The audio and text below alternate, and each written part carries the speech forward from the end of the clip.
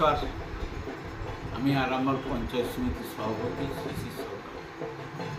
আমি এই শারদীয়া উৎসবের সকল মানুষকে শুভেচ্ছা জানাই।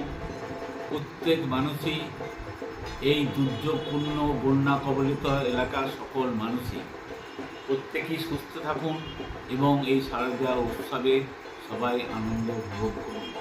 আর প্রত্যেকেই যেন সুস্থ থাকে, প্রত্যেকেরই আমি সুস্থতা কামনা করি মা দুর্গার কাছে।